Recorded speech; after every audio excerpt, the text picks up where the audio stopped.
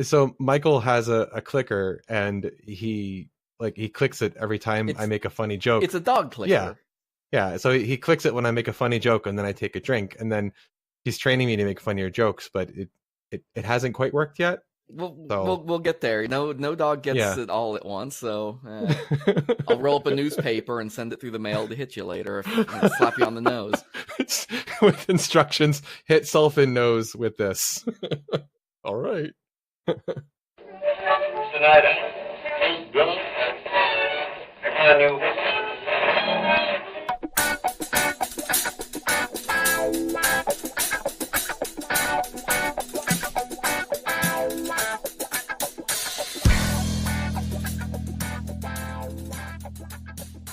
Well, hi diddly ho, developerinos. I told you I was going to get a new introduction, and that is no way is that going to be it. Holy crap. I was just going to ask. Hey, Flanders. Is that what you're going with? Have you ever just opened your mouth and something came out, and the minute it started, you're like, well, I can't stop it now, but boy, I don't like where it's going. And you're worried about having B-roll. So that is not the way to start things off. Folks, this is the Drunken UX podcast. We are on episode number 24. This week, we're going to be talking about open source project management, and we're going to look at something we brought up a couple times, but haven't really, I guess, explained really what it is, and that is the DiaperBase project. Yeah. And so Aaron knows maybe a little bit about this. I've heard of it. We've got a fella on who's gonna really tell us the good dirt on it, though, and so we're gonna dive into that here in just a bit. Do want to tell you folks, make sure to drop by our sponsor over at newcloud.com/drunkenux. That's nucloud.com/drunkenux. There, check out their interactive mapping platform, illustration services, things like that. You'll hear more about them later on. You know how this goes. It's all good. I am one of two fantastic hosts for this show that you come back for week in and week out. I'm Michael. Yeah, we have one other one. I mean, he's kind of a host. I think I'm training him well. I was going to say, you have one of two fantastic hosts. What am I then? I'm your other ostensibly fantastic host, Aaron Hill. And tell people where they can find us. Help us out here. Check us out on Twitter and facebook.com/drunkenux, and also on instagram.com/drunkenux podcast. Before I forget, I do want to give a shout out to all the folks I've been annoying on Twitter. I see every once in a while saying, "Hey, request we're looking for a web development podcast to listen to." And if you're here because I hollered at you and said, "Hey, come check us out," hi to you too. I just want to let you know I'm listening. We hear you. We appreciate you. And you should also come join us on Slack at drunkenux.com/Slack to sign up. Have an interesting conversation there once in a while about site design, project design. The interesting conversation is the one you bring to us, and then we will snark it. Or actually give insightful. Snark it is how I feel about the drink I have tonight. I'm gonna have to snark it to get through it. I don't know if that means talking bad about it or just I don't know if that's a word for holding my nose and drinking it. I don't know. So it won't surprise you to know that I'm drinking scotch tonight. Really? Because, I have a fail-safe, and that's what it is. But the thing, and I've got to tell this story because it humors me. I'm drinking a dram called Brooklady. It's called Brooklady Rocks. Now, if you haven't heard of it, don't feel bad, because I don't think it's been sold in about 3 years. That's how long this bottle has been sitting on my shelf. The reason it has been sitting on my shelf that long is because it is terrible. And I am tired of looking at it, and so I am going to punish myself through this show, and I'm going to drink it. Basically, what they did, Brooklady likes to do, I call them boutique bottlings. They're one-off runs of different things. The guy who bought Brooklady recently, a few years back, was a wine, was that a sommelier or something? Mm-hmm. A wine connoisseur. And so he thought, hey, I'll bring some of this to whiskey, and we'll do neat, creative things with it. And sometimes he's right. The Lottie 10, perfectly good. Not a bad drink. Is this one literally made with rocks? No. Does it have that would make it better. Mineral, maybe? I think what happened is the master distiller, or whatever that person's name is, he walked in one day, and he opened a barrel. And he went to taste that barrel. And when he tasted it, he said, oh, no, something's wrong. And he started rolling that barrel away. And a businessman walked in and said, "Hey, what are you doing with that barrel?" I said, "Well, it's not good. It's bad. We're going to get rid of this." And they said, "No, we have to recover some of our costs on it. What could we do to make it drinkable?" And the only answer he had was, "Well, tell people to put a bunch of ice in it and drink it really watered down." And that's literally, it is called rocks because it is meant to be drank on the rocks. That is the way it was marketed. It is better on the rocks. And all I can think of is, he was like, sure you don't mean no, like, fuck you, just like water thrown onto the rocks, like just hurl the bottle at it. It leaves me feeling like I am sucking on a mouthful of pennies. They should have called it pennies then, or it's that metallic taste. It has been a running joke. If you come to my house and you say you like scotch, I make you have a glass of this, and I don't tell you what it is. And it has been universally hated. I've had it for 3 years because I have not been able to give it away. Oh. That's how bad it is. So I'm drinking it. That's my story. I hope you enjoyed it. Aaron, take us home. What do you got? I have something I think you would approve of. It is the Balvenie 12 Double Wood. And it is. That's the sherry and whiskey aged. It is quite good. It is. I recognize the name Balvenie from just some snifters I've picked up at the bars, and it's good. It's a good start. Pleasantly surprised. Yeah. We'll get you into something. Oh yeah. The 14 Caribbean cask. I will look for that next time. That is good stuff. It's got they age it in rum casks, and it has this beautiful sort of brown sugar sweetness to it that's fantastic. Nice. What do you got, Sean? So I'm also drinking a finished scotch. Actually, it's a bourbon. Angel's Envy. It's finished in port barrels. Oh, nice. Yes, I like Angel's Envy. It is delicious. I have a bottle of that on my shelf. It is delicious. I haven't drank a lot of bourbon. I've only recently been working on getting that part of my palate attuned. And Angel's Envy is one. Jefferson's Ocean is another one that I have come to love. Nice. Yeah, that Maker's 46. I like Maker's 46 a lot. I had a wild night on this very podcast with a bottle of Maker's 46. Which night was that? I don't remember. Not because I was drunk, but just because I don't remember which episodes are which. I remember when we did the episode with Greg Podanovich, and I was drinking that tequila, and I forget, it wasn't the Grand Mayan, it was a different one. But man, by the end of that episode, I remember him talking about something, and I just totally spaced out. It's just. I hate to tell you this, but that has nothing to do with the drinking. Oh, so let's jump in here real fast and let's talk about. I saw a video, and this video goes back. It was maybe a month and a half ago. I think it came out. Aaron, you play some video games, don't you? Cool. You're kind of a gamer a bit guy, yeah, kind of guy. Yeah. Do you know who Markiplier is? I know of him, and I could recognize his face if you showed it to me. Yeah. Yes. He has a fantastic radio voice. You want to talk about somebody I'd love to have on the podcast? That dude has a voice of gold. He really does. For folks who don't know, Markiplier is an online game streamer. He came to prominence playing horror games on YouTube years ago. Huge, philanthropical type of dude, and one of the top subscribed channels on YouTube at this point. Mm-hmm. Wow. He put out a video about a month and a half ago that I caught, and I thought was very interesting. Once in a while, he does this thing where he does a weird, somber kind of down-to-earth video, and this happened to be one of them. And it got into why YouTube went down. What? When did it go? Do you remember? I don't know. Well, it was about a month and a half ago, 2 months ago.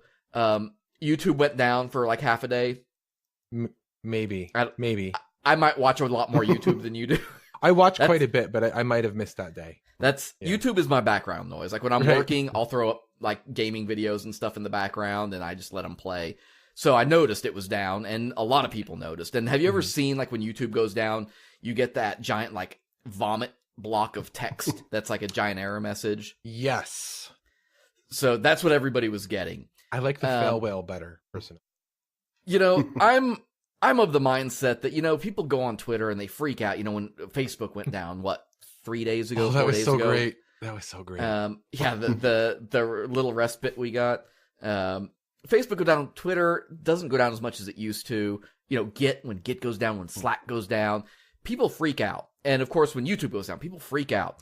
And he put up a post that was like, here is why I think it went down. And Markiplier is not a web developer. He's not like a guy that I would call technical in that way. But he had an idea, and I just thought it was really interesting. Of course, Google Plus. And Google Plus is going away. You knew this, yes? Please tell me you knew this. I've been trying to repress these things. I'm still mad about Google Reader. Seriously. Yeah, see, we've been over all this, yeah. So Google Plus is going away. Google said, you know what? It's not doing what we need it to do. It's wasting resources, whatever. We're getting rid of it. We've already queued up tickets at work to rip it out of all of our code and places we've got it for sharing and stuff. But they're saying we're going to get rid of Google Plus. Markiplier's theory was that they started shutting down little parts of that infrastructure, and that's what brought YouTube down. I could see that. And his theory, and I'll leave a link in the show notes if you want to see the way his theory breaks down. It's kind of fascinating, like one of those ways that you wouldn't expect somebody without that technical expertise to think about it. But he basically goes into this idea that, when Google Plus launched, Google went all in on it. They really did. Yeah. They integrated it into everything. And if you wanted to comment on YouTube videos, you had to have a Google Plus account. And if you had an existing YouTube account, and then when Google Plus rolled out, you had to merge it in with your Google Plus account. You had to combine them, yes. Yeah. So YouTube in particular, I think maybe even more so than other parts of the Google infrastructure, YouTube really was anchored, I think, into a lot of that infrastructure. And so his theory is they shut down a part of it, didn't fully test that shutdown, and as a result, broke part of YouTube and didn't know how to fix it right away. Which is fascinating and possibly very correct, I think. The timing works, the idea works. He goes into a lot more information about like how his back end, like he has pages that he can't even look at because they are just broken. Weird. Now he's got millions of subscribers and stuff like this. So, some of that may just be that YouTube doesn't necessarily handle the scale of the top 20 YouTubers or something, but it's just a very interesting idea. Why are they shutting it down now? I mean, it's been failing for years. There's a whole post. Well, I'll link to that too in the show notes. I don't have it up in front of me, but it's kind of one of those like just eventual admissions of, you know what? Yeah, it's, and here's the thing, right? When you are Google and you put something like Google Plus out there, it does kind of have to sit for a while because people do build on it, do rely on it, do all those things that, make it hard to shut it down, even though it's going away and it's dead and it's not meant for the long term. I really liked Google Plus initially. Like, I thought it gave you a lot of privacy controls and things that Facebook and whatnot didn't. I liked the circles. I liked how I could like kind of purpose share the things that I share with people. But man, they just really like all of their products, they just did not do the marketing correctly. And, it's a weird duck, and that may be like a good retrospective kind of episode at some point to go more in depth into the failure of Google Plus. Because it is interesting. They definitely did some things very well, but apparently not enough. And I think that's right. I think it didn't catch on in the right ways and didn't do the right things.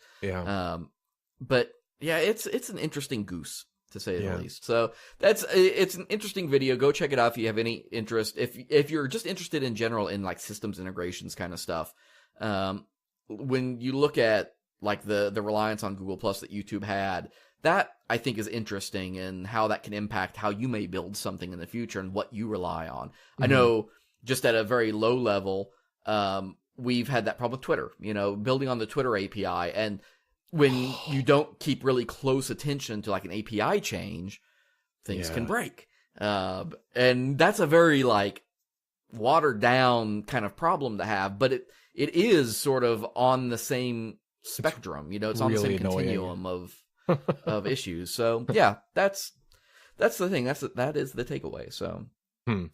let's see what else. I guess we got something else to talk about this evening. So we have a guest this evening. What? Whoa. We do this once in a while when we want to get squirrely, and let me tell you, I like being squirrely. Sean, Hey, you've been on the show before. I have. On build process number 2. Link in the show notes.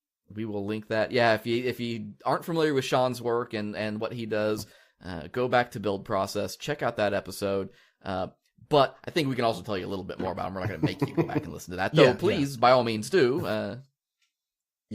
So, Sean, tell us a little about yourself. Sure. What you do. Yeah. So what can I tell you? I've got really wide feet. You do. I do. I have what else? I have a pet name for my favorite towel and my favorite pillow. What is it? Wait, is it the same thing? Is your favorite towel also your favorite pillow? You can say that on this show. Yeah, I don't think I can say them on the show. No, it's nothing crazy. My pillow or my towel's green, and it's a giant beach towel, so I call it Big Green. Like, where's Big Green? I need to take a shower. It's always nice when I can record an episode and know I'm not the weirdest guy on the show. Well, if you record with Aaron's, I think you're safe. Usually he's the weirder guy on the show. Yeah. I don't know. I'm Canadian. I've lived in China a couple times. That's interesting. I work for the government, same place Aaron works. Yep. And I started. They can't tell you, or they'll have to kill you. We'd have to process you through a queue, and that can take a while. Yeah. I feel like that joke is probably, to somebody who works in government, is probably as like trite and threadbare as people asking like if Dorothy is living next door to me or whatever. Or... Except when it's like legitimate. Like I know that like I don't have that level of clearance, but I'm sure there are some jobs that they would have to kill you if they told you. Nowhere near what I work on though. No, yeah. I help refugees, so it's kind of good stuff. And I started this thing that I think we're going to talk about Ruby for Good, so that's kind of so stuff. Like what I mean, obviously I know what it is, but can you talk just very quickly, the 30-second summary of what Ruby for Good is for those just tuning in? Yeah, definitely. It's it's an all-inclusive event, and it's not just an event, but most people know of the events where we get together for a long weekend. Like, it's all-inclusive, so your room, your food, everything's covered, and we build software for nonprofits, like basically people that really need our help but never be able to afford us. Animal shelters, food banks, diaper banks, places like that. But we don't just, it's not a hackathon. Hackathons are horrible, toxic events. We we have a hard stop every day at 5, and then we do stuff like we play board games, we sing karaoke. I showed a great video of Aaron singing karaoke. Do not. I'll get a link for the show notes. Please don't. Yeah, I'm sitting on the edge of my seat here. Oh my god, it's so horrible. I was very intoxicated. I actually showed that video in my Strange Loop talk. Oh my god. And they were singing Cyndi Lauper, and at the end, people, they were laughing, but I said, hey, they were still better than Cyndi Lauper. I got so many boos. I didn't expect there to be that many Cyndi Lauper fans at Strange Loop. But yeah, so we kick off all these fun projects like during this event, and then we continue working year round. That's the 30-second plus. So how many projects are there sort of under the umbrella of Ruby for Good at this point? I'd have to go and audit. Like there's different. There's quite a few, but the problem with it's not a problem, but a lot of the nonprofits we help, they're very not technical, and so once we build something and deliver it, they don't really know what else they need, and so they're just happy, and they internalize the process, and then they don't want anything else, and so we have a lot of projects that are kind of just sitting there, but then we have a few kind of projects that are active and being worked on, and gaining, always looking for more contributors and things like that. Sean, right. Tell us about the one with the voicemail queue. This is so great. This is such a great example. Yeah, and so there was a nonprofit that helps people with like mental illness and things like schizophrenia, or even maybe soldiers who return with like PTSD. It helps them find and keep housing. And I went in to meet with these people, and they thought we were going to be building them like a volunteer management application, like something like tracking hours and whatnot. But while I was sitting there talking to this lady, Lauren, there was this phone ringing in their office, and it was ringing and ringing, and like no one was answering it. And after about an hour and a half, I finally asked her, I'm like, hey, why doesn't anyone answer that phone? And it turns out that phone was like their ticket tracking system. So like people were calling in, leaving messages, and they were like calling in to like listen through messages. And sometimes they'd have to like fast forward through like 80 messages before they found the one they wanted. And they would have to, and the only way they could verify the job had been finished is if like the message was gone, because you couldn't delete a message until, the work had been completed.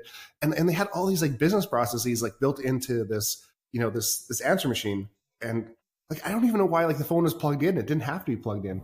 And so, so like after meeting with them, it's like, that's what we're building for you and fixing. Mm-hmm. And it was a basic CRUD app, like a couple other things, like some upload and like maybe like email notifications and things like that. But really, like anyone who's been doing what we do for 3 months could have built what we built them. But like they've told me that it saves them probably 100 hours a month of people's time, which is just amazing. Mm-hmm. Isn't it weird how people's minds solve problems when they mm-hmm. aren't like specialized in that area, like what they think is a good solution, and the trail they go down to get there. So that takes us, I think, into the meat and potatoes, though, right? Because you guys have a project that you do under Ruby for Good. Yeah, that is based on diapers.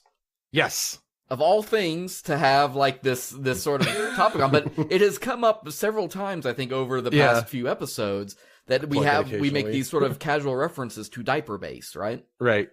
So let's talk about like where did that start? Like, what is the origin of DiaperBase? Yeah, so it started with, and like Aaron will take over, but it started with this lady, Rachel, who I knew from when I used to live in Oregon. She was actually my neighbor. Great lady, super sweet. And like Rachel started a diaper bank. And like, if you're not familiar, like about a third of families in the US have problems affording diapers for their kids. And like Rachel told her story that she was in a grocery store one time buying diapers and milk for her kids, and got up to the till, and she only had enough money to pay for one. And so, she bought food because, can't not feed your kids, put the diapers back. She went home and she cried, and, she never wanted anyone else to be in that situation. And so, she, started a diaper bank, and, and it's a growing thing. Like they're predicting in a few years, there's going to be as many diaper banks as there are food banks. Mm-hmm. And so we said, hey, we're gonna build something and to help you and make your life easier, because if you meet Rachel, you can realize she's just like this super smart, super talented. Like she could be doing anything. Like she could be running like a Fortune 500 company. Like she is so smart. So, but she's helping people, and so we said, hey, this is gonna be one of our projects. We're gonna help you, and then we put Aaron said, hey, I want to lead a team. And so like, hey, Aaron, meet Rachel. Yeah.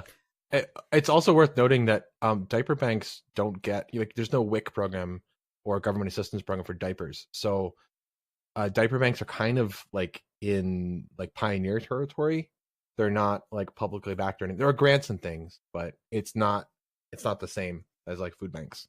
And they make such a big difference. And like, I'm sure Aaron was probably going to talk about this, like in people's lives, like if you don't have diapers for your kids aren't allowed to be in daycare. And there's so many mm-hmm. things. And like, if your kids can't be in daycare that day, you can't go to work, you can't earn money. And like, you just see how this could be such a, it's such a big problem for families, and like the gap here that diaper banks are filling. So it's, you might say it's even bottom heavy. Oh, okay. Wait. With that, I have to say the first year the app we did, it was just for PDX Diaper Bank for the Portland one, and then the second year, Sean and I have been talking over the summer, and we said like we should like think bigger and make this multi-tenant for all the diaper banks. And so like I gutted the original app. I took out the parts that we had written, like the main core logic, and then like rebuilt it as like a very bare bones multi-tenant or bare bones app, period. But when we pitched it the first year Ruby for Good, we pitched it as a green and brownfield project. Let's take a second to just, if you aren't familiar with the phrase multi-tenant, it basically means you're building a platform that can serve multiple users. Yes. as opposed to something that's designed to serve one person. GitHub, for example, would be multi-tenant, or even Facebook. And a lot of that came from Rachel too. She had shown off what we'd built for her, and because a lot of most diaper banks have the exact same inventory problem that we solved.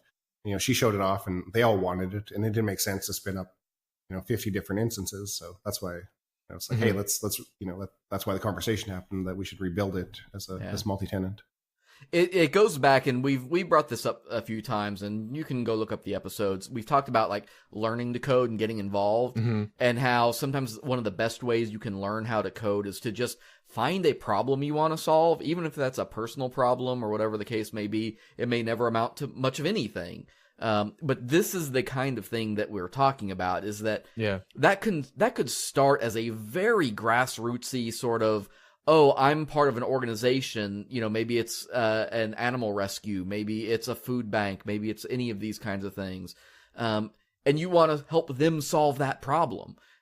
That's how this kind of stuff starts, is you're just trying to solve this one little area, and it grows in usefulness. And that's, it's very interesting to see a case of that is very real life, in terms of... I had no idea that the app would be where it is today when we first built it the first year, or when we built it, when we redid it the second year. It's currently in it's after its third year of development, so we're approaching our fourth year. Wow. And I had no idea that it would grow as far as it has. It's been an amazing experience to work on it. So Sean, you mentioned that you basically went to Aaron, so to speak, and had him kind of take on that process of shepherding the project. But obviously there's a group of people who help contribute to this project. How did you find the other developers then that started kind of coming into this nucleus? Oh, definitely. Well, so that's kind of part of the original group of developers, that happens at the Ruby for Good event, where all the attendees come and they self-select onto teams. So we let all the teams make a pitch. So Aaron got up there and said, "Hey, I'm helping diaper banks, and this is what diaper banks do." And then someone else gets up there and says, "Hey, I'm helping an animal shelter, and this is what the animal shelter does. And I'm helping the Homeless Children's Playtime Project," and so on and so forth. And then people just self-select on the teams, and so that was where the first 10 or so developers come. And one of the nice things too, now that Ruby for Good has been around for 5 years or 5+ years, is that we have a reputation in the community, so we get a lot of people who just come by and they want to contribute. And it's a really special thing that now we can we just post issues in our GitHub repos, and within a day or two, someone will just grab it and say, "Oh, I'll help with this," or "I'll work on this." And so we don't have enough work for the amount of people who want to contribute to our stuff, which is I feel is a really good testament to what a great community the Ruby community is. So in last month was Hacktoberfest, as we mentioned last episode, and when Sean and I were at, it was also when the National Diaper Bank Network conference was, where we pitched. I would create issues, during the day, just things that I noticed while getting ready for our pitch on Friday. On Wednesday and Thursday, I was just creating issues, and then I'm not even kidding. Within 15 minutes, someone had grabbed it. And then another half an hour or so later, there'd be a PR submitted, a pull request. And it was phenomenal. I mean, I know a lot of that is driven by the fact that it was Hacktoberfest, and I was judiciously tagging the issues with the appropriate tags for people to find them. But I'll take it. Yeah, that's, and for the folks who think about this stuff, because I do this a lot, and to throw back to last episode, my admission that I didn't take part in Hacktoberfest, despite prior to that talking about how I was looking forward to it. But I think that's a good lesson, because you talk about Ruby for Good kind of being the what do you want to call that? The oven for some of this stuff. You need to, if you're a developer who does want to work on this kind of stuff, sometimes you do have to set that kind of time aside and say, you know what, I'm going to go take part in this project or this program that helps me organize my thoughts and my time and my thinking so that I can commit it to something. Because otherwise, I find it very difficult. I work all day. I have side projects I work on. I want to find time to do things I enjoy that are just for me. And so it becomes very hard to find time to commit to the other things that I wish I had time to commit to. So regarding that, this I think is something that people might find useful. If you're maintaining an app on GitHub, especially when you make your issues, you want to really detail it as much as possible, like so that no questions have to be asked of anyone, because people who, like you just mentioned, they just want to, like, they don't have a lot of time. They don't want to have to wade through all of your code. They just want to come in, find something they can snag, and then do it, and then, you know, put up the PR and get the internet points for it. Right. Because you never know who may jump on that ticket. Right. Exactly. How do you, let's talk about the PR side of it, pull requests and things, and like people who are submitting code to tickets that maybe you don't know who they are. What is this process for figuring out, like, when somebody sends a pull request, how do you even decide what makes it in the master? Because we've talked a lot in the past weeks, and not necessarily on this show, like just in the wild, about Gutenberg, for instance, and WordPress, and some of the accessibility stuff, and what the core team gets to decide and things like that. Now, WordPress, huge, you know, everybody wants to be a part of that pie. But on a smaller project, right, somebody may come in, fork your project, and think, oh, we need to solve this problem for our diaper bank. But it maybe is a super unique, like, one-off kind of case, but they do a request anyway. How do you manage we haven't decisions? Had that kind of issue happen yet. The only pull request we've ever had to reject was during Hacktoberfest, and it was one that was submitted and it was tagged with issue number 1, which was closed long ago, and that issue was create a README. Sean had closed it, and this person added like 3 words onto a line in the README file. Yeah, it was like, give it your best effort or something. Yeah. And I was like, Sean had some choice words for that. I responded with, just thank you for your interest in this project.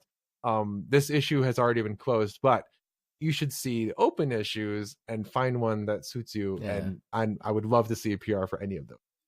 And maybe that's the lesson there, right? Is that a lot of projects maybe never have to worry. You know, you may not even a good size, like what you might consider a well-used project, may not ever get to the size where they have to worry about, like, man, I don't know if we want to keep this in there. You're probably going to be happy just to have whatever contributors you have, which is not to, disparage any projects or anything. I think that's just the reality of, we'll get into the size of GitHub and their 31 million users over time. But, you probably will just enjoy the folks who help. Every once in a while, we'll get PRs come in that aren't specifically tied to issues. And it's like, someone who happened to do some spelunking on the app and realized, like, oh, this thing could be optimized better. Or like by adding Docker or something. Oh my God. We'll get to that in a minute. But they'll occasionally submit a PR like that. And if they document what they did well, and it's not too breaking of a change, and it does do the thing they say it's going to do, and the test suite passes, like, we'll usually merge them in. And I really, I prefer to accept pull requests more often than reject them, because I want to encourage involvement in the app. Sure. And I'll respond with, like, if their pull request is missing something, like there's not tests for something and the tests have to be written, or if, like, they do something, it's like, well, this is good, but, like, we really need you to do this, like, because it's like, if you don't do it, I'm gonna have to do it, and I don't have the time right now. Right. And then I'll usually make that, but as long as they're making a good faith effort, like, I like to accept the pull request and get people to get in there, because if they submit one PR and they get accepted, that kind of incentivizes them to submit another one. Right. They're much more likely to get involved. Yeah. Like, it's part of, like, the community building. And, like, and I posted in our Slack here our contributing file, and, like, and that's the same contributing file we put in all the Ruby for Good things. And, like, we basically obviously start with the code of conduct, because that's the most important thing. But, then we say, it's like, hey, like, just give it your best effort, because, part of our mission is, education and growing people and growing developers. And, you can't do that if you're turds. You know, but there are some turds on the internet, and I'm not saying Linus or anything like that, but they're out there. It all kind of feeds in the next question I was going to raise here, but you kind of answered it before I even got to it, is how you keep people engaged, and that's encouraging them, right? You just you look at their pull requests, you find ways to include that if you can. Odds are early on, especially, you can, and even if you can't, Aaron, your answer I think earlier was great in that like, well, this is not exactly what we're looking for, but here's how. It's like we have a philosophy at work that you never say no. It's no, right. But let's figure out how to no buts direct that energy. Like, even if it's a bad suggestion, maybe we can. No, we're not going to do that, but we could do this. So we did have, I don't know if it was a pull request or no, actually it was. So there's a second pull request we had to reject. I forgot about this one. You mentioned Docker earlier. So at Ruby for Good last year, someone had just done a drive-by PR of adding a Docker file, and they asked if it was okay. And I was like, is this going to change anything? And he's like, no, it's just a file. If people want to use it, they can. I was like, okay, whatever, cool. And I didn't anticipate this, but the first day, I would say we spent half the evening on onboarding night. Like the very first night, we just had a couple hours before games just to get the app cloned down. And we spent a lot of time trying to get people's Docker environments set up. And like, I don't have much experience with Docker. I have a little bit, but not very much. And then the second day, it was half the morning was spent debugging Docker issues. And it was really pulling away hours from actually developing. And one person who was trying to do it, she was just struggling with getting Docker work, and I was like, wait, oh, you're using Docker? Oh, well, here, just clone the app down. Okay, start up Postgres, hit Rails S. Okay, you're good. And that was it. It was like literally took 30 seconds, not even joking. 30 seconds and they were up and going. I know that Docker has its place, and I'm not knocking it, but for our app specifically, we've tried it, and it's not a net positive. And so we had a PR coming in that was like adding a Docker file, and I was like, okay, so we removed it. Here's the PR where we removed it, and here's the issue where we discussed it. Thank you, but we're gonna have to hard pass on this. And then I actually added Docker file to the git ignore. So if people want to use Docker on their local devs, they totally can, but then it won't get committed to the repo. Right. That's an interesting idea too, and that's something else we can maybe get into a little bit more in the technical side. I want to hit one more thing before we go to break, sure. And that's logistically, and this I think is an important logistical, is how do at scale. Now, for a small project, for a small website, if you're a developer, you probably have a way of already handling this. But like DiaperBase has been growing. Aaron, you and I talked on the show previously about how you basically got 10% of your market cornered for that app. we're up to what, 39 diaper banks now, Sean? Yeah. So we've grown 13 more since that last time we talked about it. So we've 50% increase. How do you pay for it?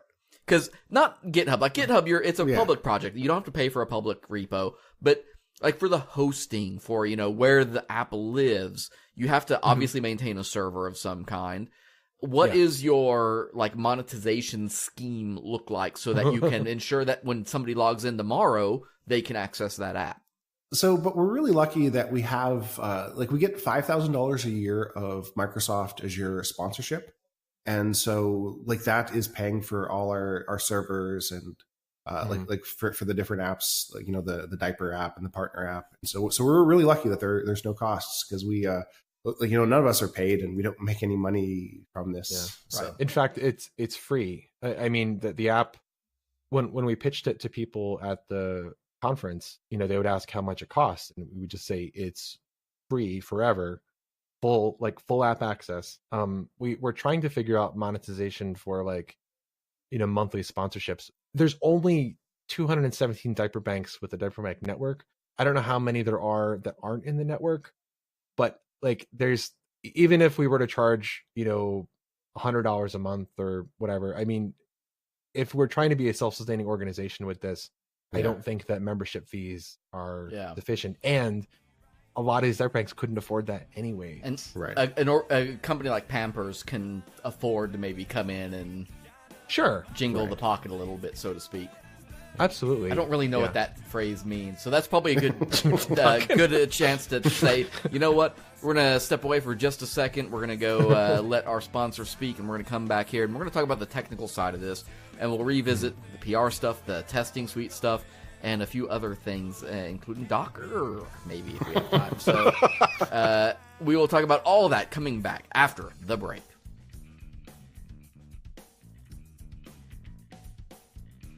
The Drunken UX podcast is brought to you by our friends at NewCloud. Are you trying to build a case around an interactive map for your school, city, or business? NewCloud's interactive map platform gives you the power to make and edit a custom interactive map in just minutes. Their team of professional cartographers specialize in map illustrations and are ready to design a rendering to fit your exact needs. One map serves all your users' devices with responsive maps that scale and blend in seamlessly with your website.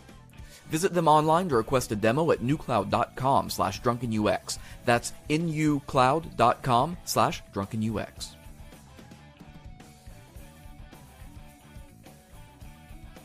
I need to explain to my friends listening out there in podcast land that we are trying to record this while the Chiefs are playing the Rams. And those of you who have known me or talked to me or ever looked at my Twitter know that I'm a huge Chiefs fan.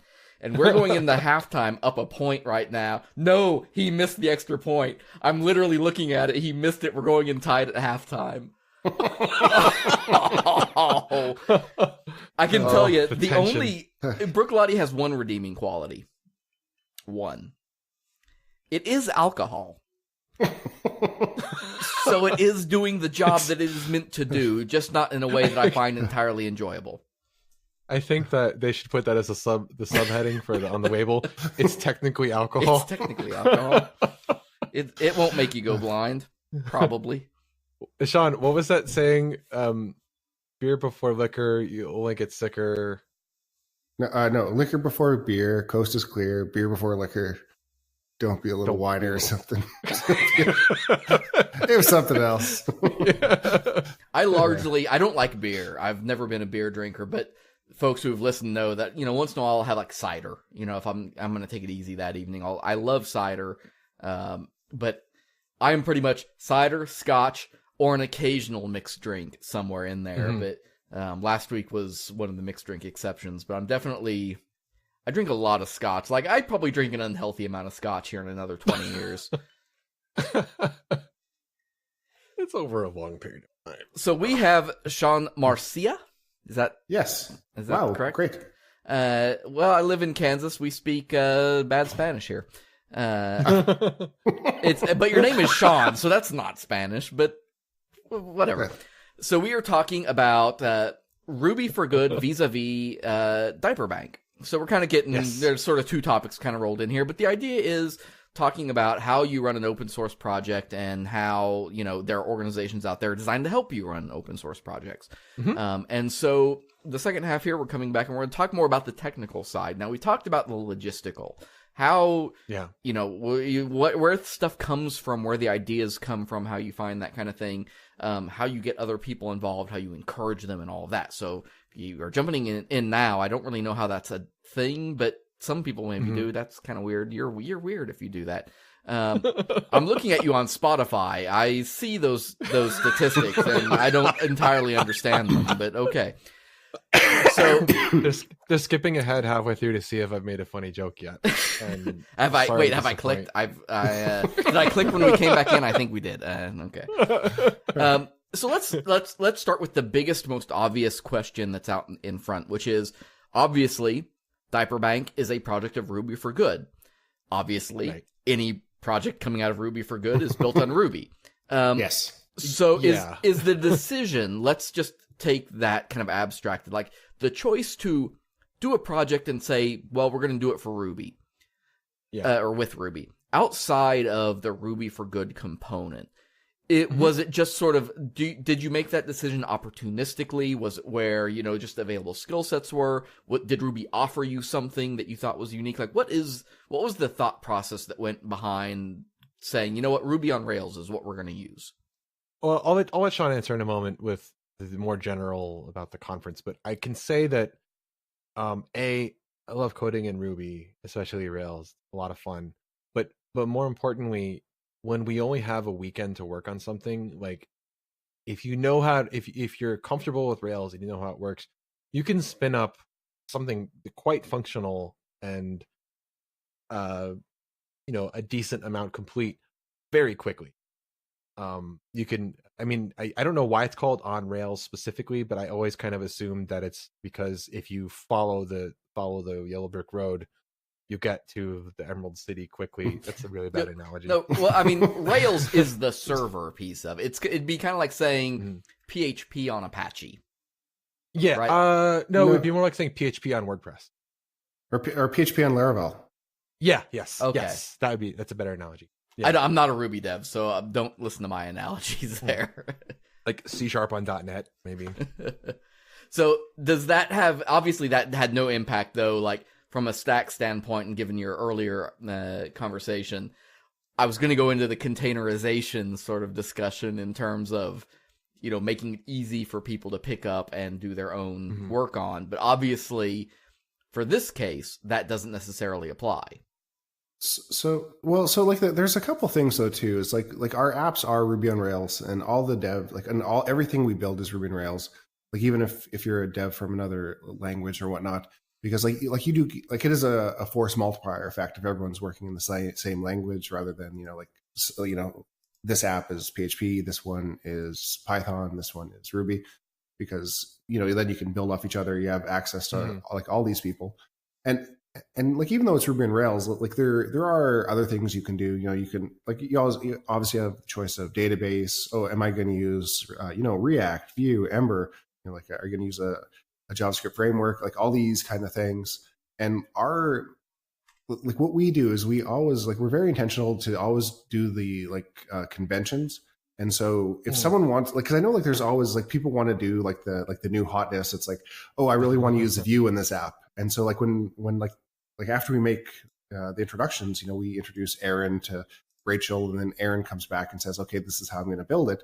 And then if Aaron says, I'm going to use Vue, and I'm going to use MySQL, not Postgres, and I'm going to, do all these things, like we're not going to say, no, you can't do that. But, we're going to push back on him and like really make him justify those decisions, because like Aaron, he can be gone in a few weeks, and we're going to keep maintaining this. And if you're using all these like really like esoteric things, or even just like not that like, even like React is esoteric, but like if you need like a Rails and a React developer, like that's less common than just a Rails developer or just a React. Right. And so, yeah, we always use the analogy at work to that how places say, well, if you ever get hit by a bus, that's a problem. Right. We actually have that is struck from our lexicon at work. We have to say if you win the lottery. Yeah, that's I like that so much better. We still we keep it upbeat. Something great happened to you, but now we have to take care of the crap that you built. So right, at least help us a little bit there. Speaking further about what Sean was just talking about with the convention. So if you're unfamiliar with Rails specifically, there's a whole like one of the main idioms of the language of the framework is this idea of convention over configuration. And so that yellow brick road that takes you to the Emerald City is like the Rails way per DHH, the guy that created Rails. He's a very interesting and opinionated fellow. Whether you agree with him or not, he has interesting things to say. But so the Rails has all these conventions, and it's with the how the app is organized, and like if you do things the conventional way, then things are very, very easy, and you can make a lot of assumptions, and you can just move very quickly through the app. Right. But occasionally you have to like deviate from that a little bit, and it happens. And when you have experience with it, when it's okay to do that. It just creates a little bit more like maintenance or considerations that you have to be aware of. Yeah. So where, in terms of like, now that you've decided on your stack, the next logical step is, now I need to put it somewhere. So, and you mentioned, with some of the grant money, program money that you've got through Azure, where did you start your hosting at, and like, where are you now with it as far as that that idea goes and that thinking goes. I can speak to that. The very first year when we did it for just Portland, her primary website was on Bluehost, I think. And I spent a good portion of that first evening just trying to get the app like deployed successfully, just getting it running on Bluehost. And Bluehost, if you don't know, is a shared host environment like DreamHost or other ones. And shared host environments do not play well with Rails because of the way that, because they often lock down the Ruby version and you can't always install RVM, which is let's use different versions of Ruby. And it's hard to install the gems. And sometimes you have to use like libraries and install packages and make it work. It's just not a good time. Right. It sounds very much like if you're doing development with something like Gulp and Node and NPM and all that. There's dependencies, and this kind of comes back to this sort of whole technical discussion, which is the stack you choose may dictate what you have to have, right? Because to run a Ruby app, you need a level of support from your host that you may not get from a $3 a month type of host. Exactly. So we one of the guys on the team, Keith Walters, he's awesome. He helped us. We got approval from Rachel to do DigitalOcean. It's like we did the $5 a month plan. So we set that up on Dio, and Keith set up the Capistrano, which is like the deployment script thing. And then that evening, then finally at 10 or 11 p.m. or whatever, then I got to go and join everyone else playing games. But I was like determined. I did not want to go into Friday morning telling people, well, you're all gonna have to wait while we figure out how to deploy this. It's funny to me because I'm a huge DigitalOcean fanboy. Every server I run now is hosted there, so I'm a DigitalOcean is great. I am a big fan. So what precipitated the move between DigitalOcean and Linode? Sponsorship. Yeah, right? they sponsored and they gave us they gave us really nice, like sometimes, you get the DigitalOcean, like sign up and you get, $20 of credit. Right. I think that they gave us like $60 of credit. And so with the $5 instance, and they just launched their $5 instances. So, so they gave us like a year free, which was fantastic. And again, like they've been rock solid. Like I have zero complaints about Linode and how good it's been, and like availability and everything. Like I will recommend them to everyone. Yeah. And they, like I said, and they sponsored the event. They sent t-shirts, all this kind of stuff. So both Linode and DigitalOcean are fantastic, and I have had no problems with either one. Yeah. Let's dig into something you just said, though. You mentioned that you had Capistrano scripts that helped you get things deployed. For those who don't know, and I'm going to preface this, when I say more familiar, it's a very shallow pool we're talking about here, but I'm more familiar with Puppet, if that phrase means anything. What we're talking about are automation scripts for deployment that basically say, take this, run it, and when you're done running, it's kind of like, and here's where, like, the reason I want to bring it up, it's kind of like containerization in a way. Yeah. It's designed around getting something set up with everything you need so that you run one script, right? Let me describe. Back in Rails 2, I started using Rails in Rails 2 7-8 years ago or whatever. And when I started, we didn't yet have Capistrano. I think 6 months after I started running Rails. That's when we used Capistrano. So I had to do a couple deployments pre-Capistrano. And this is the process. You have your current version of master or whatever. You have to go onto the server. You have to pull down the latest version. Then you have to run the migrations, change any like files or anything have to be changed, and then sometimes you have to restart the database server, depends on what you're using, and then you have to restart the Rails instance. And sometimes there's other steps you have to do as well, depending on your app. Like maybe you have to blow away your assets or whatever else. There's other things.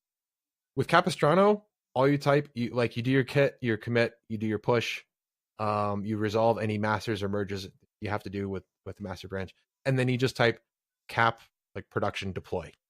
That's it. And then it runs through it, like it logs into the server, it pulls the repo down, it does the migrations, it does the bundle, which is like gulp. It does all of the things, and then it tells you when it completes successfully. So it's amazing. I think it's important to emphasize, though, that too, while on one hand that is fantastic, it makes things easier and streamlines stuff, I think it's also important to understand why that's useful. And we don't have to go into it necessarily, but I just want to, the reason I bring it up is for people who are learning this stuff and are getting used to deploying apps or building an app and figuring out even how to put it somewhere, there's a lot of value in understanding all of those manual steps that you do, and then understanding why something like a Capistrano or a Puppet or one of those helps that process. And then consequentially, you know, getting into Jenkins or a CI type system that handles all of that for you.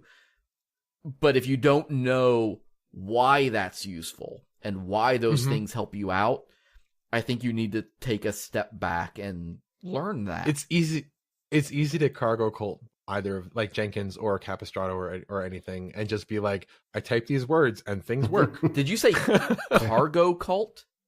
Cargo cult. That is a phrase I have not heard, but I like it. I see what it implies and I like it. Yeah. That's the way it's explained to me is the cargo boxes that would be dropped for like, you know, native tribes or whatever that are getting humanitarian relief, and they would just see like the airplane fly overhead and then the thing would fall out of it, and then so they would have like this whole like ritual and everything about summoning the flying bird that drops the food.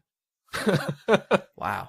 And so yeah, it's just the idea that like you have these steps that you do and you don't know why you're doing them, but you do them and then it produces the result that you like. And I admit, and I think every developer admits to this at some point, that there's a certain muscle memory that comes to learning something, especially if you learn them out of order.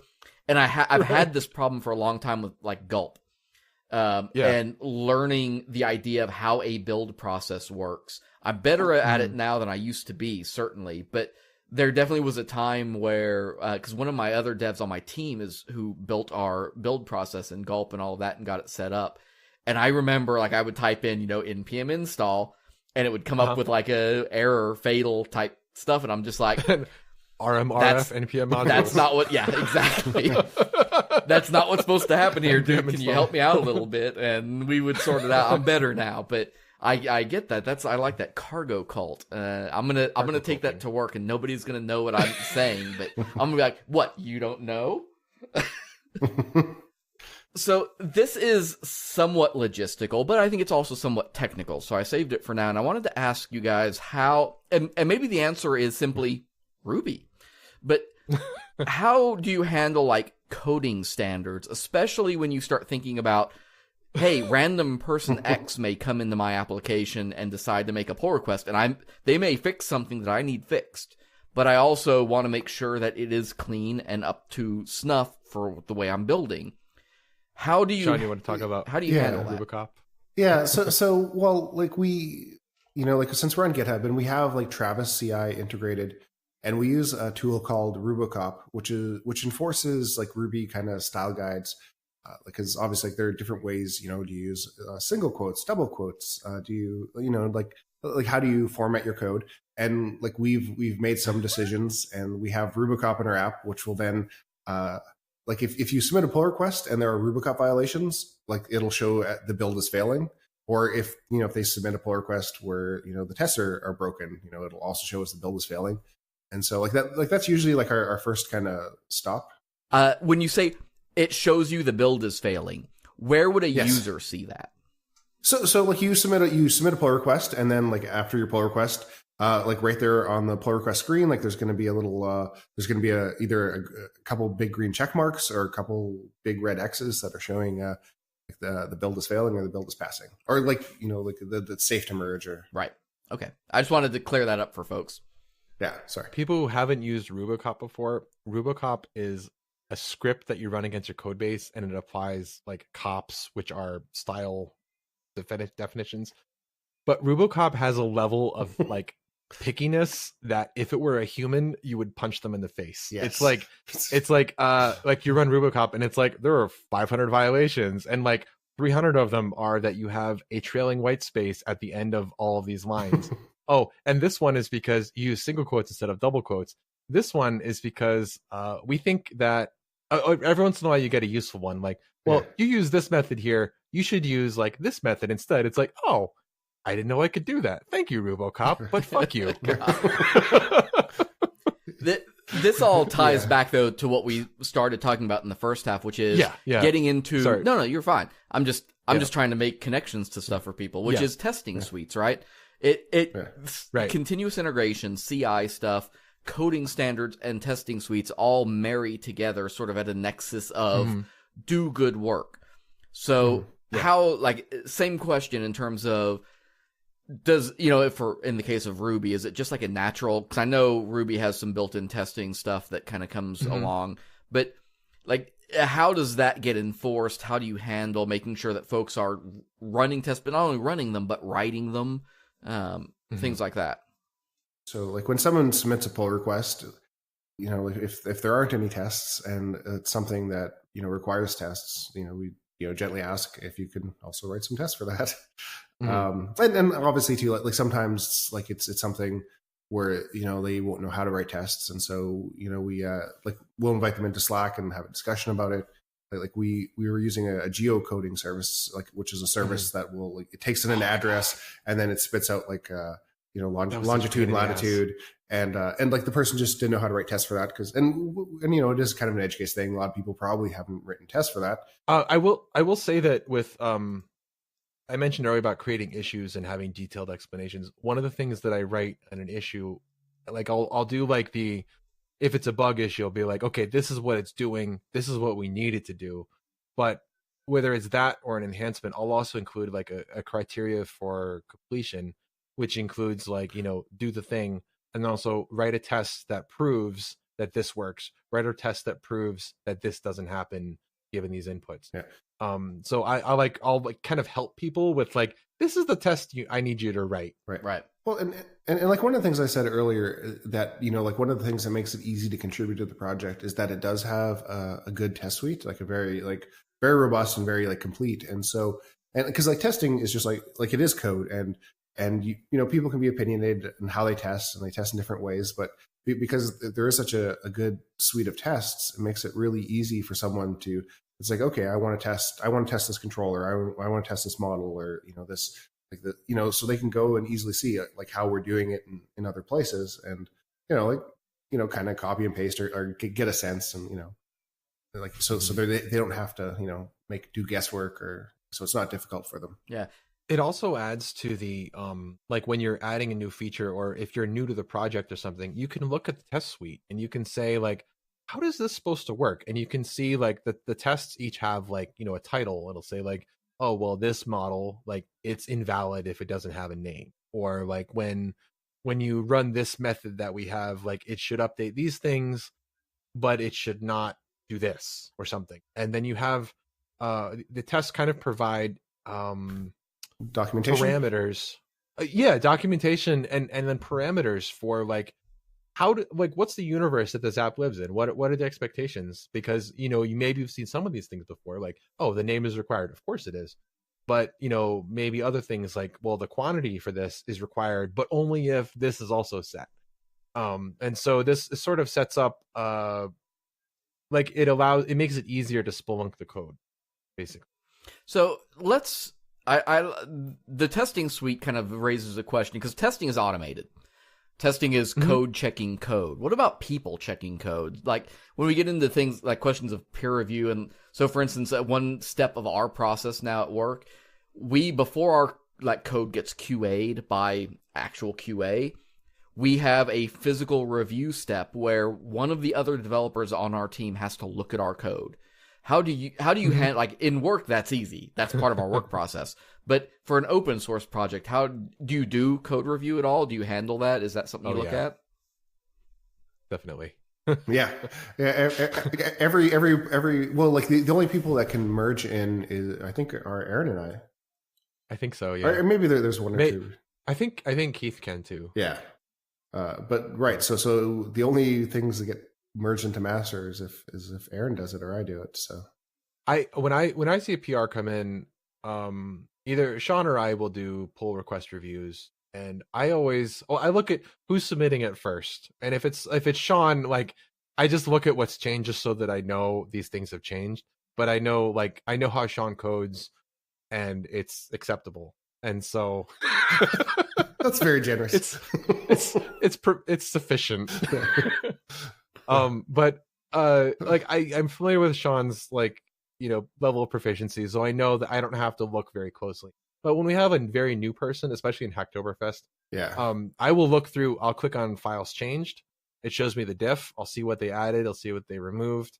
I will do line item comments if I see something that's like, well, you did this and it took 3 lines. You can also just do this method, and it would do 1 line, because I'm gonna do it if you don't. Right.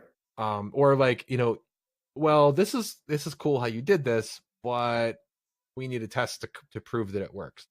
And I look very closely at the pull request, because what I've learned is if you just approve every PR that comes in, it just creates more work for you later. And the person that submitted the code may not be around to fix the problem, but you want the app working, so you got to fix it. And so doing the review early prevents work that you have to do later on. And if you don't know, like GitHub, if you haven't used GitHub a ton, if you're still learning that system, the PR system there, like it lets you, if you go in and look at it, next to every line of code, you can hit a little plus symbol and it'll open up a comment box. So you can comment line by line and say, oh, hey, we need to adjust this or whatever. So if whether you're the reviewer or the reviewee, you can get feedback on the stuff you are writing there, and I think I have generally found that to be a good experience from a, hey, this is the exact thing we need changed. Can you look at it? One thing I will say, going back to the thing about automated testing, though, is that when I'm doing a review, all I have to look at is the files changed. I don't have to worry about whether or not the app works, because I trust the test suite that we collectively have written. Yeah. And when they add new features and they have tests covering it, that maintains that trust network. And so when I have new PRs come in, all I have to do, I can do it from my phone. I have like a GitHub app on my phone. I just look through the PR and I look at the files changed, and if everything looks good and they submitted quality code and it's not like nothing that I have to feel like I have to change, then I'll be like, cool, thank you. And I make it a point to respond to, like verbally comment on everyone's PR and thank them and everything. That's part of the community. Yeah. And I want to add too, though, that it's not just Aaron and I doing all the code reviews. Like there are a lot of like super great, fantastic people that, like I've seen last week, like Michael's commented, JC, like there are a lot of people like looking over the pull requests coming in, making comments, offering feedback. Like it isn't just us. Like it is a lot of great people. Yeah. Like Aaron and I are wonderful too, but like there's a lot of great people like helping out. So it's not just us. Like I'm not trying to steal anyone's credit. Speaking of the quantity of people, I ran the stats on this, and if you didn't know, if you use git, the command is git space -short log space -SNE, and that will give you the quantity and username of everyone that has committed, that has an accepted commit to whatever branch you're currently viewing. And so I ran that because we just recently released version 1.0 officially, like release tag 1.0. And so I wanted to get a list of everyone that had committed, and we have 75 different users have committed to this app, which is awesome. And I kind of expected it would be a power law distribution, and it was. Yeah, there's a long tail, and I think that's an important point for folks who are running an open source project. I think is you will probably have 2, 3, maybe 4 like power contributors, but you will probably have a lot of people who jump in for one thing, because what they're going to do is they're going to use your tool, find one edge case that doesn't work for them, and fix that one edge case and never be back. And I'm guilty. Yeah, sure. I shouldn't say guilty. It's not a guilty thing. It's a very functional sort of way of approaching development. Is this tool, I love everything about it except the one thing that it doesn't do that I need, so I'm going to fix that thing and give it back. Like the analytics plugin. Yeah. That we use. And the reference he's making that what we use for tracking podcasts, I found a bug and I submitted it and fixed it. I want to ask, and this we don't have to go down this rabbit hole, but I just want to ask the question real fast because I don't know the answer with Ruby. Do you guys use an IDE at all? So I now use RubyMine full time. I joined a team that works out of Pivotal Labs, and they use RubyMine there full time. And since I pair like 8 hours a day, 5 days a week with people using RubyMine, and I've learned all the power of it because it's an IntelliJ product, and so which is a really powerful IDE that I've just kind of gotten used to it. And I'm still not an expert at it, but it is my de facto editor now when I'm reaching for something. Like I'll still once in a while you pull up like my backup one is Visual Studio Code, but my primary one is The reason I ask is I just want to throw it out there to folks that if you aren't familiar with the phrase, it's an integrated development environment. And the idea is that it helps you in terms of, especially where I became familiar with the term was using Java. And what it helped with was like knowing what was referencing what, because you tend to have files referencing files, and functions that reference methods, that reference constants, that do all of these things. And IDEs help you tie all of that together and also help with things like, we have like check styles, if that phrase is useful. Where like things like you mentioned earlier, Aaron, like quotes and double quotes, single quotes, and those in some languages, double quotes, single quotes can mean very different things in terms of like variable interpolation and things like that. So having a standard for some projects can be very important. I don't think that's super important to go down, but if you are interested in deep development, I think you do at some point need to at least know when somebody says Eclipse or IntelliJ. I hadn't heard of RubyMine, but again, I'm not a Ruby dev, so that one didn't key with me. But RubyMine is awesome, and I've seen it, and it's a great tool. I'm a creature of habit with my development environment, and so I have Sublime or sometimes VI, depends on the edit that I'm doing. And then I'll have like a terminal with usually 3 tabs, and I have one for like command line normal like git commits. Then I have one that tails the log that I'm working against, and I have one that is usually running guard, which just like every time I change a file, it reruns the tests for that file, so I can see like if the change I did fixes the test. Sometimes I'll have a couple other tabs in terminal open. I'm sure RubyMine probably simplifies a lot of that, and maybe it would make me faster, but I have a thing that works for me. Yeah, that's what I do. No, I really get that. We've changed our default quote unquote editor for our team a couple times. We've settled on Atom, and I think that was a good choice. Like I love Atom now, and I've gotten used to it. I get it. It works for me really well. But I understand like when and I admit it, I'm a very muscle memory kind of guy. I do get used to sometimes running a command and not thinking about it.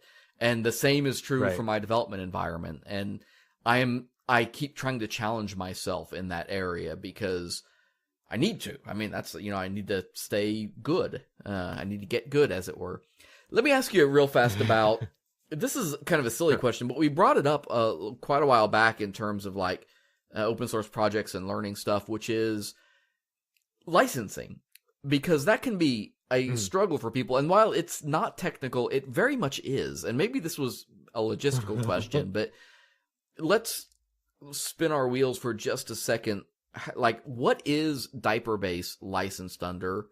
What does Ruby for Good encourage people license under? Why? And how do you instruct people in figuring that out? So, like, all our projects, we license them MIT. Oh, and like if you're not familiar, MIT it's the license. I think it's the most permissive. Basically, it's like, here's the code, take it if you want it, to do whatever you want with it. It's like 2 paragraphs. Right. It's like take it if you want, to use it if you want. You don't owe us anything. If you want to say thanks to us, cool. If you don't, that's cool. And like, in our thought is just, like, it's like like a hair short of public domain, Yeah. basically.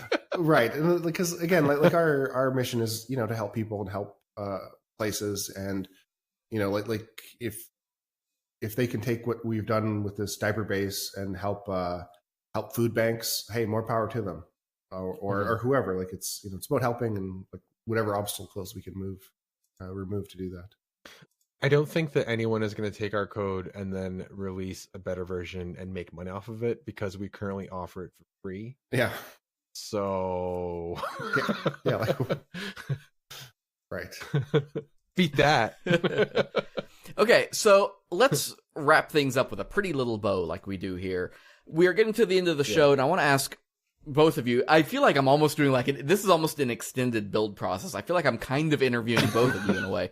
I get to ask a question and then listen to you guys wrap things up.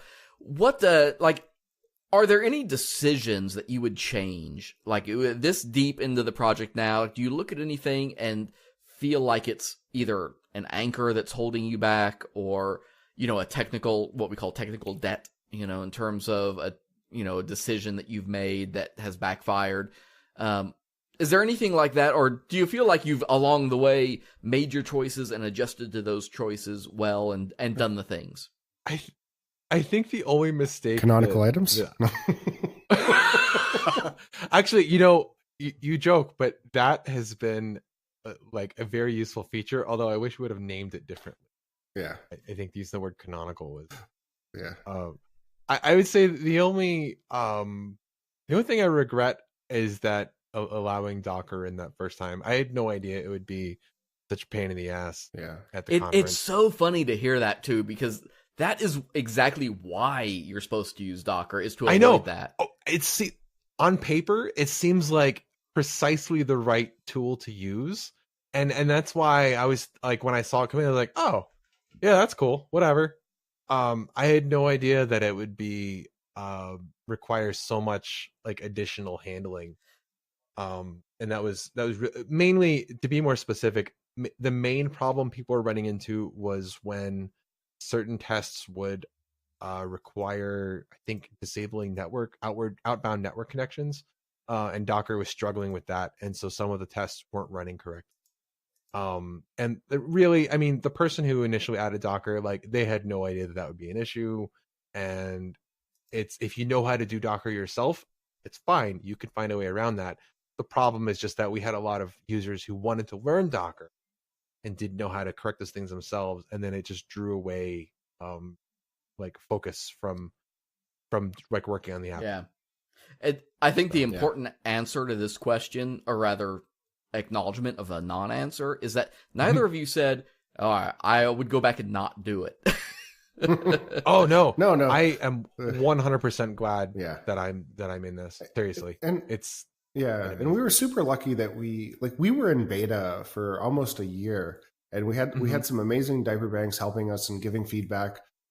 Like we had built some things, like the canonical items I joked about, like some things have been built in a way that like we didn't realize how some diaper banks would use the application, and then which then caused things to break. But it was nice that we were in beta for like this long period, that we really were able to iron out all the kinks. And then now that we've gone live, and we're like 39 diaper banks using it, like, and we have bug tracking software and whatnot, and we're not seeing any bugs, which is amazing. Like it's it's a testament. So I'm gonna co-op things here a little bit, and I'm gonna preface this. This is not a paid advertisement and paid sponsorship, but it is the company I work for. But I want to promote it because it's an awesome thing in the same vein. And I know, Aaron, you've heard of this. But if you are interested in helping with web development or design or media production or anything to help benefit a nonprofit organization, I do encourage you to check out designingforgood.com. And what it is the company I work for, Aquint, we have a program every year where we give out five $5,000 grants to somebody, designers, developers, all of these folks, to help go out into their community and either, build a website for them, produce video and instructional materials for them, all of these different things. And the scope is broad. And all it takes to apply is a 90-second video explaining what you want to do and why for the organization. It's the easiest possible $5,000 grant application you can ever go after. And I can't encourage people to look into it enough, whether that's abuse shelters, animal shelters, food banks, diaper banks, whatever that case may be, that's out there. You can check us out, designingforgood.com, and send us a video, because you never know what good you can do. I mean, it takes 90 seconds to make the video. Well, more than that, but 90 seconds of real video time, and we'll give them $5,000 to work with you and build something great. So I wanted to take that, and that's my non-commercial commercial, so to speak. Stick with us here for about 60 seconds. We'll be right back, and if you can hear my dog in the background, that means my wife is also home from work. So take your time, whatever, blah, blah, blah, blah, blah. Click, click.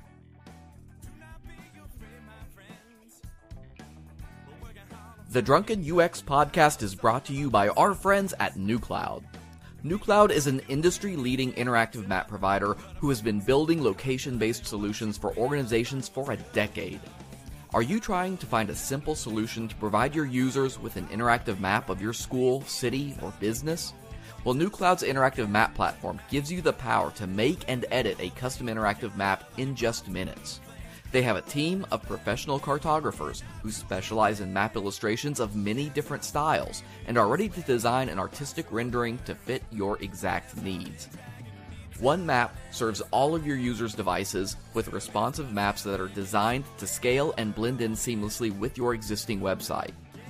To request a demonstration or to view their portfolio, visit them online at nucloud.com/drunkenux. That's nucloud.com/drunkenux. Well, thank you for joining us this evening. Speaking for myself, it's been really awesome to talk about a project that's been something I've been waving over for the last 3.5 years. Speaking for myself, I've drank about a quarter of this whole bottle just tonight, so I'm just...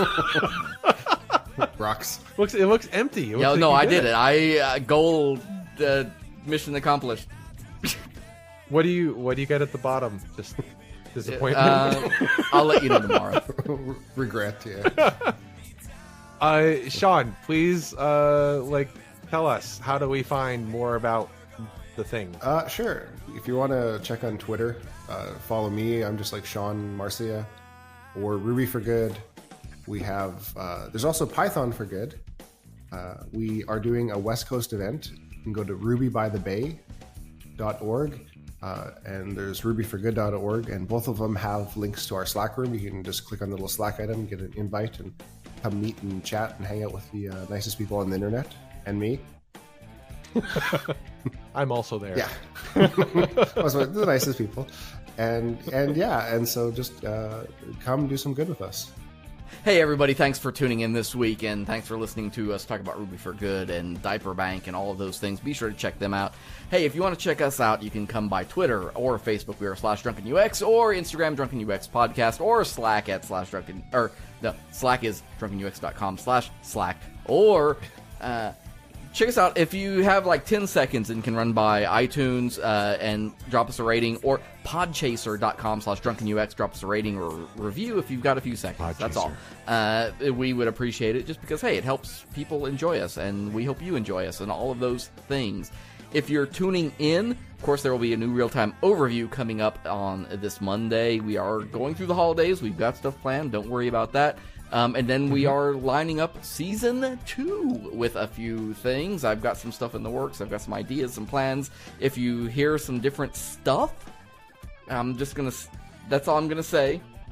It's going to be pretty neat. We've got some cool ideas.